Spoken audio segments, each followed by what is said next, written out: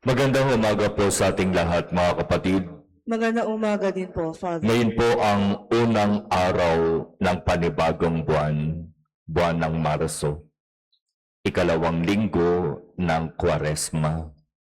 At sa ating ebanghelyo narinig natin kung papaanong isinama ni Jesus ang tatlo sa kanyang mga alagad para umakyat sa bundok Tabor. At doon nasaksihan ng tatlong alagad ang kaningningan, ang kaluwalhatian ng Diyos. Ito ay parabang patikim lamang ng kaluwalhatiang mararanasan ng mga alagad kung sila'y magiging tapat sa pagsunod sa paglilingkod sa Diyos. Ito ay malinaw na pagbibigay diin ni Jesus sa mga alagad. Hindi mababaliwala ang lahat ng inyong magiging sakripisyo at paghihirap para sa akin. Bagamat may krus na darating, hindi magtatapos sa krus ang lahat. Kung mananatili kayong tapat sa inyong pagsunod at paglilingkod sa akin, may kaluwalhatiang naghihintay sa inyo. At iyan ay makakamit ninyo doon sa piling ng Ama.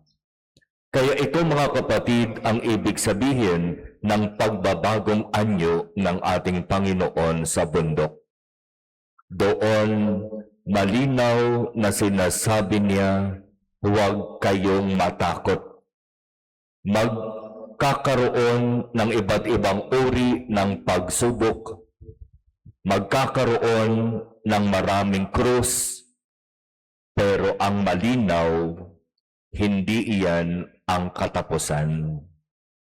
Ang malinaw na katapusan, kaligayahan, kapayapaan, kaluwalhatian sa buhay na walang hanggan. Kaya minsan sa buhay natin, kumikilos ang Diyos, gumagawa siya ng mga sitwasyon kung saan tayo ang magdidesisyon. Tayo ang pipili. Susunod ba tayo o hindi? Magbibigay ba tayo ng oras, panahon, sarili sa pagsusunod sa paglilingkod sa Diyos o hindi? Kung minsan may mga pagkakataon na tayo ay parabang kontento na sa kung ano ang mayroon tayo ngayon. Masaya na ako sa buhay ko ngayon. Payapa na ako sa aking buhay ngayon. Pero biglang darating ang paanyaya, ang panawagan para maglingkod. Di ba ganyan ang nangyari kay Abram sa unang pagbasa? Masaya na siya, kontento na siya sa kung saan siya nandoroon kasama ang kanyang buong pamilya at ang mga hayop na kanilang inaalagaan. Masaya na siya at marahil sinasabi niya sa kanyang sarili, dito ko na gustong mamatay. Matanda na ako, hindi ko na kailangan pa ang magpunta sa iba't ibang lugar. Kontento na ako sa kung ano ang mayroon ako. Pero isang araw, dumating ang salita ng Diyos. Lisanin mo ang iyong bayan, ang tahanan ng iyong ama at mga kamag-anak, at pumunta ka sa bayang ituturo ko sa iyo. Pararamihin ko ang iyong mga anak at apo, at gagawin kong isang malaking bansa. Pagpapalain kita at mababantog ang iyong pangalan at magiging pagpapala sa marami. Sa panahon na tinatanggap at pinakikinggan ni Abram ang mensaheng ito, siya'y matanda na at walang anak. Napakahirap paniwalaan at tanggapin ang paanyaya kung hindi naman talaga totoo ngayon? Papaano pararamihin ang aking anak na sindami ng bituin sa langit, sindami ng buhangin sa baybay dagat, kung kahit isa wala akong anak? Papaano ako pupunta sa lupaing sinasabi sa akin ni hindi ko nga alam kung saan iyon? Wala akong kakilala doon, hindi ako pamilyar sa lugar na iyon. Anong gagawin ko doon? Mas masaya na ako ngayon sa kung saan ako nandoroon at sa kung ano ang mayroon ako. Pero minsan, sadyang may mga pagtawag na ginagawa ang Diyos sa atin.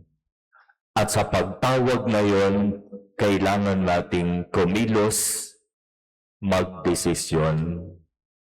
Katulad na lamang ng sinabi ni Jesus sa 3 alagad na matapos makita ang pagbabagong anyo ni Jesus at matapos marinig ang tinig, sila'y parabang sobrang nasilaw, napasubasob. At maya-maya, sinabi ni Jesus, tumindig kayo, huwag kayong matakot. At ito mga kapatid, ang napakagandang mensahe ng Diyos para sa atin ngayong 2nd linggo ng Kwaresma, unang araw ng panibagong buwan. Tumindig ka, huwag kang matakot. Ang panahon ng Kwaresma, ang panahon para tumayo, kumilos, humakbang para makipagkasundo. Ngayon, ang panahon para magkawang gawa. Ngayon, ang panahon para tunay na manalangin. Masyado na tayong napapasobasob sa iba't ibang sitwasyon sa ating buhay. Masyado na tayong nakukontento sa mga relasyon na sinasabi natin, okay lang naman ako kahit hindi ko siya kausapin. Payapa na ako kahit hindi ako makipagkasundo sa Kanya. Alam na ng Diyos yun. Ang panahon ng Kwaresma, ang panahon na nagsasabi sa atin, huwag kang makontento sa kung ano ang mayroon ka ngayon. Huwag kang maging payapa sa kapayapaang binibigyan mo ng sarili mong kahulugan habang alam na alam mo may tao na hindi mo kasundo. Huwag kang makontento sa mga kahulugan ng kapayapaan na ikaw mismo ang nagbibigay. Tumindig ka, humakbang, kumilos, gumawa ng paraan para makipagkasundo, magmalasakit, magkawang gawa, magdasal. Huwag kang matakot kung ika'y gagawa ng paraan para makipagkasundo. Huwag kang matakot kung ikaw ay magmamalasakit at magbibigay tulong sa kapwa. Huwag kang matakot na manalangin, sapagkat sa pananalangin, mapapakinggan mo ang mensahe ng Diyos para sa iyo.